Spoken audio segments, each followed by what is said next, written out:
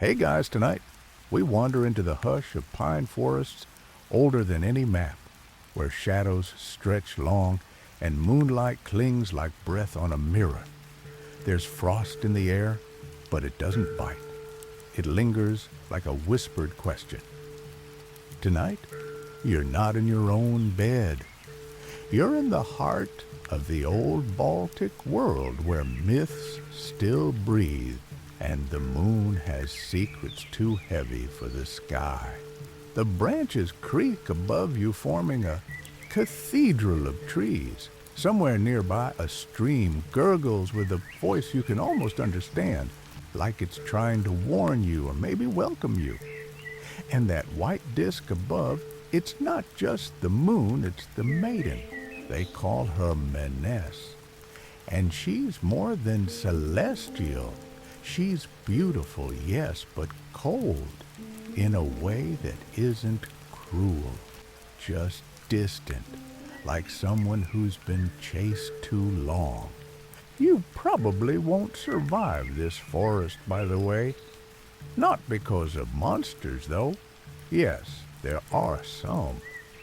But because your sneakers are absolutely no match for the moss and roots here, and you forgot to pack snacks. So before you get comfortable, take a moment to like the video and subscribe, but only if you genuinely enjoy what I do here. And let me know where you're tuning in from tonight and what time it is in your corner of the world. Now dim the lights, maybe turn on a fan for that soft background hum, and let's ease into tonight's journey together. You wander deeper where the fog begins to glow, and then you see her standing by a pool of water so still it mirrors the stars. Menes doesn't speak. She never does. But her eyes scan you like they remember something from long ago. Her silver hair flows behind her like mist, and her robes shimmer with stars caught in thread. In Baltic folklore, the moon is often female, serene, sorrowful, and hunted. She is not married to the sun like in other myths. Instead, she hides from him. The sun called Sol is radiant and proud, but his brightness scorched the earth once during their falling out. Some say she left him after he betrayed her with another celestial being, a star or a thunder god, depending on who's telling the tale. Historians still argue whether these lunar myths reflect an older matriarchal worldview, or if they simply mirror the shifting seasonal cycles. You take another step forward. She turns her gaze away and looks toward the canopy, toward something unseen.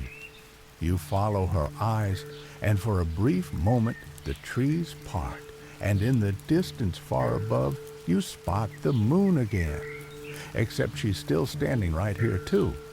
Yeah, welcome to Myth Logic. Behind her, a ring of mushrooms glows faintly. You're not supposed to step into it. Every story warns against that, but you do. Because, of course you do. The ground doesn't sink, but the air hums. A low vibration pulses through your bones like distant drums made of mist. You realize Menes isn't alone. Around her, faint figures begin to emerge, women draped in moonlight, their eyes closed, their lips moving in soundless chants. They're the Lauma sky spirits or fairy godmothers, depending on the century and which grandmother you ask. One of them walks straight through you, no really, and suddenly you remember every regret you forgot to carry. The scene dissolves for a second like mist, swept by wind, and suddenly you're kneeling beside Menes. She brushes her fingers over a stone basin filled with milk-white fire. It doesn't flicker or crackle. It just glows. This is the silent fire, the hidden flame of the moon, untouched by wind, voice, or time. Some say it's her soul. Others claim it's a piece of the original sun she stole when she left Saul. And some whisper that it's not fire at all. It's memory burning quietly. Quirky detail time. In old Baltic wedding songs, the moon is often portrayed as the runaway bride. No joke. Folk singers would belt out laments where Maness flees her wedding in tears, chased by angry gods or mourning sisters. Imagine your reception playlist, including Oops, I Ditched the Celestial Groom. Suddenly, a chill climbs your spine. Maness leans in, not threatening, but grave. She points to the basin. The silent fire dims just a little. Her eyes shimmer, not with light, but with warning. And just like that, you're alone again. The grove empties. The moon above is just a moon again. And yet you know something's begun, something old, something that's been waiting for your footprints on this moss-covered path. You don't know how long you've been walking. The forest has shifted. It no longer feels like a forest at all, more like a memory pretending to be trees. The bark seems too smooth, the branches too symmetrical, like they were placed here by someone with a grudge against randomness.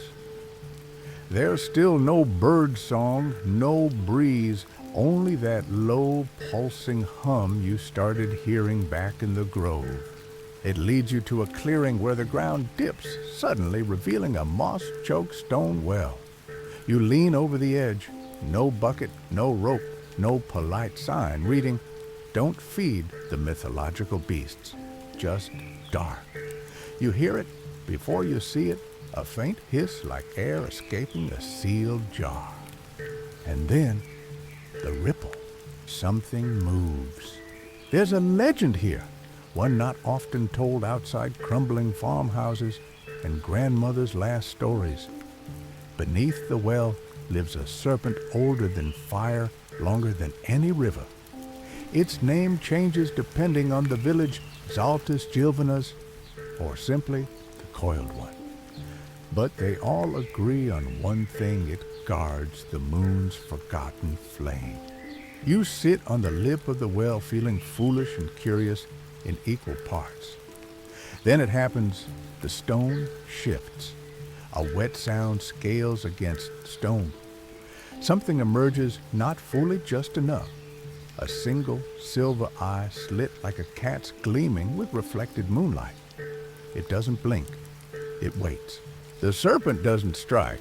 It studies. You maybe even recognizes you.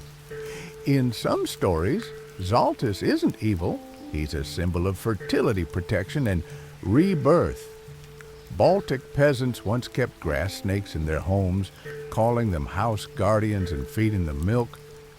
Historians still argue whether this practice was symbolic or spiritual, or just a way to keep mice away with a little extra flair. The well glows faintly now. At the bottom, you can just make out the same pale fire you saw with Maness, the silent fire. It flickers this time, not out of weakness, but impatience. Something's disturbed it. You shift slightly, and the serpent tenses. Its head rises higher level with your face now. It smells like damp stones and lightning. Yes, lightning has a smell. You can taste it in your nose, if that makes sense. And then it speaks, not in words, in sensation. Regret, loss, warning, a memory of warmth, of betrayal. You flinch, overwhelmed. It's like being handed someone else's heartbreak with no instructions. The serpent's eye narrows.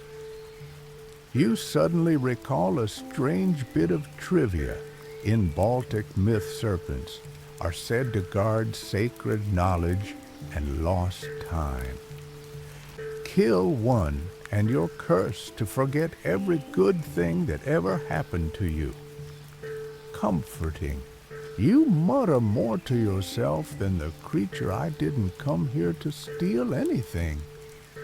The air answers with a low hiss. Then it slides back into the dark. You sit for a long while. No movement, no voice, just silence and that slight aching glow from the bottom of the well. You wonder what would happen if you tried to climb down. You also wonder if this is one of those places where you enter but don't ever quite leave the same. Quirky aside, in some folk tales, the moon and the serpent aren't enemies at all. They're lovers. One guards her fire during the day, the other guides her path at night. There's even a story where Maness wraps herself in the serpent's coils to hide from the sun. And we thought our relationships were complicated. You lie back on the moss, suddenly tired. The hum is fading now, or maybe you've just tuned into it completely. You close your eyes for what feels like seconds. When you wake, the well is gone. In its place is a flat stone warm despite the night air. Carved into its surface is a spiral, and at the spiral's center, a tiny symbol, half moon, half serpent. It wasn't meant for anyone else. You know that somehow. It was meant for you. You run your fingers over it. The stone sighs beneath your touch as if relieved. And in the distance, you hear it. A celebration. Faint music, laughter. Stars pulsing overhead like lanterns. The moon has gone somewhere else. Maybe to dance. Maybe to cry. Maybe both. The music pulls you forward. It's not the raucous clamor of taverns or modern weddings. No, this is older flutes carved from bone drums like softened thunder voices rising in rounds that never quite harmonize, but somehow feel complete. You push through thickets of fern and fog until the forest parts like a curtain, and there it is, a feast set in the stars. You've stepped onto a field of silver grass beneath a sky swirling with constellations you've never seen. Tables carved from tree trunks circle a fire that burns cold and blue.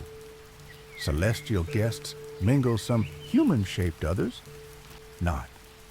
A girl with birch leaves for hair, a man with skin like midnight, and something like a wolf wearing a velvet cloak.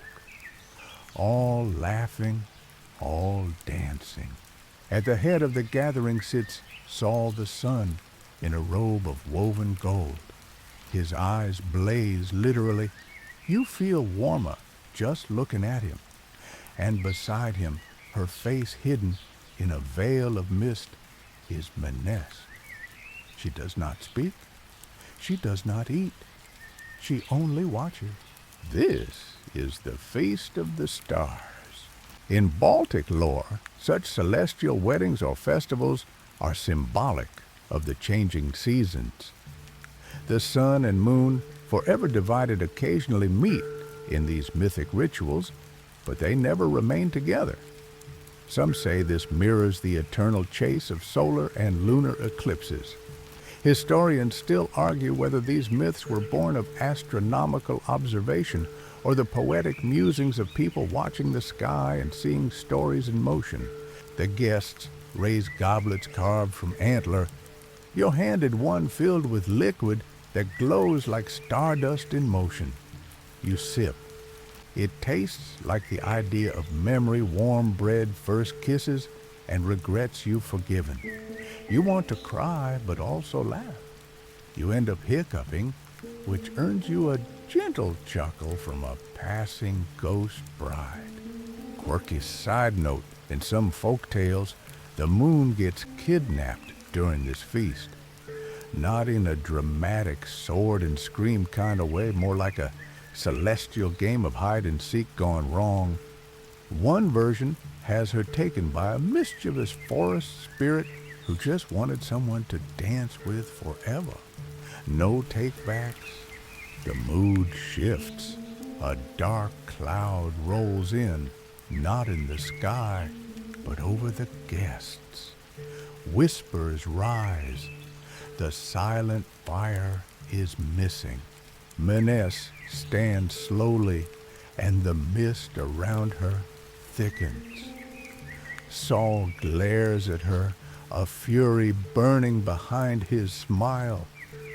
The table cracks in half with a sound like ice breaking on a lake.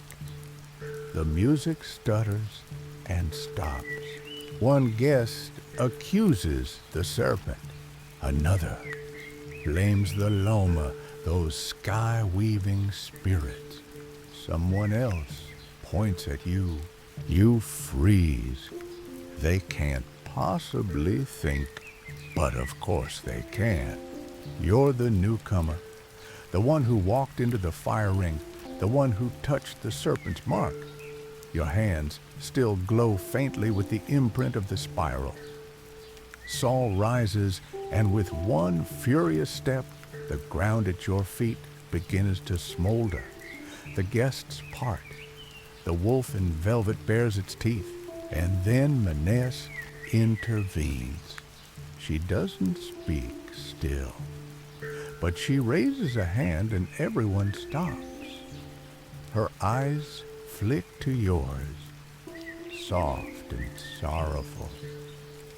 She doesn't protect you out of trust. She protects you out of guilt, because the fire wasn't stolen by you. It was let go, deliberately, and suddenly the guests erupt into panic. The stars above begin to spin. The sky tears a little at the seam. The feast unravels into wind and smoke. You stagger back, the stardust wine churning in your chest like a bad decision. Then silence. The guests are gone. The fire's cold. And the moon. She is already walking away. The trees don't greet you when you return. They loom. Their bark seems darker now, as if scorched. You glance behind, hoping the starlit feast might still be there, but it's gone, erased like breath on a mirror. All that remains is a trail of ash. You follow it, not because you want to, but because now you have to. The air thickens. The forest grows hungrier. Branches claw at your sleeves like jealous hands. You stumble over roots that seem to rise just as you step. This place is shifting awake in a way that feels personal. And then you find the clearing, not the grove from before. This one is wrong-angled, strangely humming like something deep underground just rolled over in its sleep. In the center stands a shrine, twisted iron, scorched earth, and bones carved with moon runes. A single torch flickers with flame so white it almost isn't fire at all. You step closer and then see the footprints, your own. You've been here before. In the stories passed between Baltic hearths, there's a tale about fire that doesn't burn but binds. A flame gifted by the gods to humanity, and then reclaimed when misused. The silent fire, they called it, could warm without heat, reveal without light. It lived beneath the moon's veil and whispered only to those who listened sideways. It was stolen once, not by man, not even by God, but by hunger. You step toward the torch. It dims. You reach for it. It flares. And suddenly, it's not a torch anymore. It's a serpent coiled around the flame eyes, burning silver and sorrow. Zaltis. He emerges from the torch not as flesh, but as smoke shaped like memory. He weaves around you, not touching, just tasting your presence. Your thoughts itch, your regrets prickle. He doesn't need to ask what you've seen. He already knows. The fire flickers again. You see her Maness approaching in the distance, alone, her glow faltering. She looks smaller now. She kneels by the shrine. You realize she isn't reclaiming the fire. She is offering it to you. But before you can move, the serpent hisses, this time with teeth. The air cracks like brittle glass. You flinch. Now, a memory one, not your own, invades a girl dancing in moonlight, placing a kiss on a serpent's brow before vanishing into flame. A promise broken, a betrayal unpaid. Some say the serpent was once human cursed by love. Others say the fire chose him over her. Historians still argue whether the myth of Maness and Zaltis represents cosmic balance, feminine retribution, or just a warning against getting involved with reptiles. But there's no time to ponder. The shrine erupts. A column of smoke and fire twists upward, lifting you with it. You rise above the trees, above the clouds, into a sky that is not sky, but memory wrapped in dream. You see everything now. The serpent's grief, the moon's longing, the fire's loneliness, and yourself, a thread now woven through their endless spinning pattern. You fall, not fast, not painfully, like a leaf that's finally done pretending it's still attached. You land where you began, by the well. But the well is dry now, sealed. The serpent sleeps. The fire has passed to you.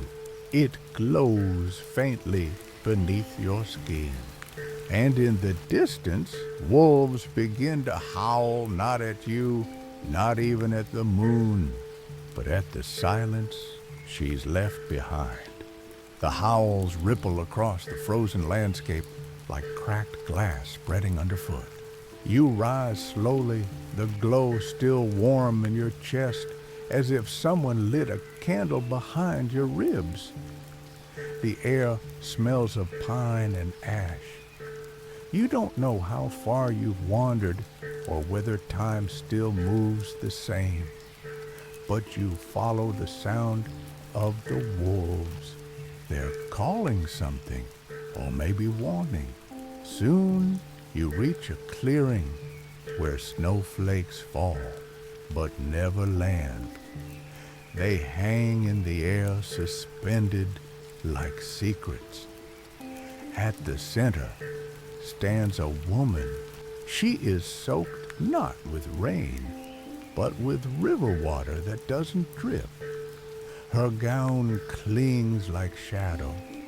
Her hair is long and tangled with reeds. The drowned bride. You recognize her before your brain can explain why. In Baltic folktales, she was once a mortal, chosen to marry the moon. or sacrificed to the river, depending on who's singing the song. She was swept away before the vows could be spoken, drowned in either sorrow or spite. Now she returns only when the fire is in danger, or when vengeance remembers her name. She turns to face you, and her eyes are pale as candle wax. Her smile flickers. She speaks, but the words don't pass through the air. They slide directly into your head. You lit it. She means the fire, the silent fire. It burns quietly now beneath your sternum. You nod, though you're not entirely sure that was your decision. She steps closer. Water trickles in her footprints even on dry soil. You must carry it farther. You ask where. She doesn't answer. Instead, she raises one hand and places it against your chest. The fire inside flares. Your vision pulses with moonlight rivers winding backward and a memory you've never lived, a wedding in a forest temple.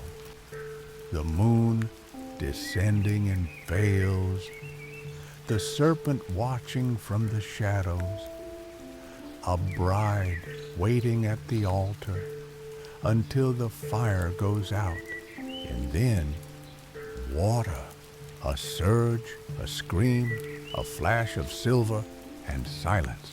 You gasp. The bride is gone again. You're alone again, except not quite. Wolves appear at the edge of the clearing, 5 of them, tall as horses, fur like night. Their eyes shimmer with that same soft fire. They don't growl, they watch. And then they begin to walk slowly, purposefully, in a wide circle around you. The leader, an old wolf with a torn ear, lets out a low sound like a question. You answer with a nod, because somehow you understand they're here to guide you. Quirky aside, there's a lesser-known Baltic myth that claims wolves were once moonbeams hardened into fur and bone to protect the earth during lunar eclipses. When the moon goes dark, they howl not in fear, but in longing, mourning her brief, vanishing act. Also, apparently, they hate bells. No one knows why. The wolves move, and you follow, through ice-crusted valleys and birch groves that blink, through shadows that laugh quietly, past a river that runs uphill for reasons best not explained. The fire inside you steadies. You're not sure if it's growing or simply learning how to breathe. The wolves stop. Ahead is a tree split in half hollow, ancient, scorched from within. It groans softly, and smoke curls from its core.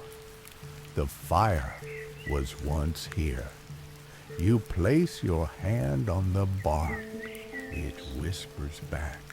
A voice you recognize, Menace. It is not enough to carry it, she murmurs. You must give it away. But to who? No answer. The wolves vanish into mist, one by one. Their shapes curl like vapor, fading into the bark of the trees or the folds of moonlight. You're left with a question burning quietly beneath your ribs, and the sense that whatever comes next, you'll face it alone, almost alone. The bride's footprints have returned beside yours. The snow falls thicker now. It doesn't melt when it touches you. It clings soft and cold and oddly alive, as if each flake is deciding whether to stay. You trudge forward past the split tree into a forest that grows impossibly still. No wind, no wolves, just your breath fogging out in front of you and the crunch of old frost beneath your boots. But the moon has changed. She's no longer a glowing disk above your head. She's running, leaping across the sky like prey hunted by silence itself. She flickers behind clouds, hides behind branches, shrinks, until she's just a pale sliver trying to outrun the dark. And from the woods, something follows. It doesn't walk. It slides, a presence more than a shape. Cold not in temperature, but in memory. You feel it pressing against your back like a hand that's forgotten how to hold gently. You walk faster. In Baltic mythology, it's said that wolves howl not to threaten, but to warn the moon when something is coming for her. An old curse, perhaps, or a forgotten lover, or the dark twin of the serpent, a fireless coil of hunger born when the silent fire first blinked. Historians still argue whether this reflects seasonal changes, lunar dimming in winter months, or older shamanic fears about losing balance between the seen and the unseen. You cross a frozen lake. The ice beneath your feet groans but holds. In the reflection, you don't see yourself. You see her. The drowned bride walks beside you again, only in the mirror. Her reflection moves even when you stop. And in her cupped hands, she cradles a tiny flame. It's yours. She looks at you in the reflection. Her lips move not yet. You turn, but she's gone. Behind you, something crashes through the trees. The wolves return. But now they're wrong. Their fur is darker, not black, but void. Their eyes burn with too much flame. They circle you, but not to protect. They've been changed or replaced. And then comes the howl, not from them, but from above. You look up. The moon stops running. She stares down at you like she knows exactly what you've become. And then she falls, not a slow, poetic descent. She plummets, a screaming arc of silver crashing toward the earth. The wolves scatter. The frozen lake shatters. You drop to your knees as the sky peels open. And then a pause. No impact, no explosion, just quiet. You look up again, and there she stands. Meness, not in mist, but in flesh. Her robes torn, her crown tilted, her glow dimmed to a ghost light. She's tired. So tired. She kneels beside you, takes your hand, and presses it to her chest. You feel the same fire that lives inside you, the same ache. She whispers finally. You've carried it far enough. Quirky aside in a little-known folktale from the Curonian coast, the moon is said to age backward. She begins as a child grows into a mother, then fades into a crone of ice and shadow, before being reborn as a new crescent. Some say this cycle repeats until someone breaks it. Others say it already has. You and Maness sit together beside the broken lake. She reaches into your chest, not painfully, just precisely, and lifts the fire free. It floats between you, silent and golden, not flickering anymore, but steady. And then she does something unexpected. She gives it back, not to her own heart, but to the serpent. Xaltus rises from the crack in the lake like smoke turned solid. He coils once around the fire and vanishes with it into the stars. Maness smiles not with joy, but with relief. The chase is over. The forest exhales, not with wind, but with release. A long-held breath finally let go. The trees stretch upward as if no longer hiding anything. The ground feels softer beneath your feet, and even the sky seems less heavy now that the moon is no longer running. You stand beside Maness, but she's already fading. The silver of her robes seeps into the mist. The lines of her face blur into the trees, and her presence becomes something like a scent you can't place, but somehow recognize, like childhood rain or a dream you've half forgotten. She doesn't say goodbye. She simply isn't there anymore. The fire is gone too, carried by the serpent or returned to the stars or maybe placed back in the well of the world. You don't know. But your chest feels lighter, not empty, just quiet. Like you've finally set down a burden you didn't know you were carrying. You turn. The frozen lake has become water again. Its surface mirrors the sky, which now holds a full moon, so still it might as well be waiting. Not watching, waiting.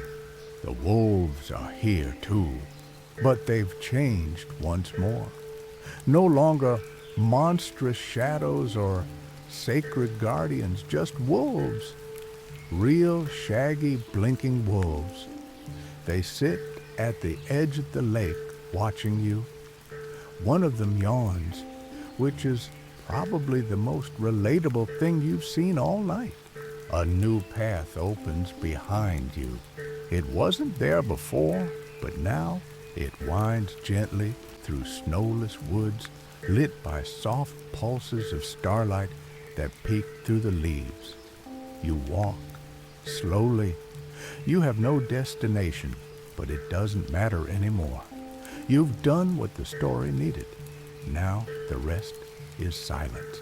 As you walk, you pass old signs you missed on the way in carvings in trees, the faint hum of hidden wells, the occasional shimmer of a ghost bride's smile flickering through the corner of your eye. They're not ominous anymore, just reminders.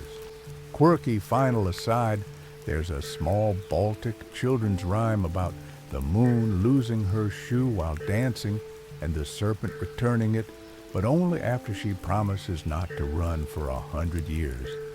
The rhyme ends with, so now she walks the sky slow and bright, with one bare foot and one made of light. Sweet, strange, kind of beautiful.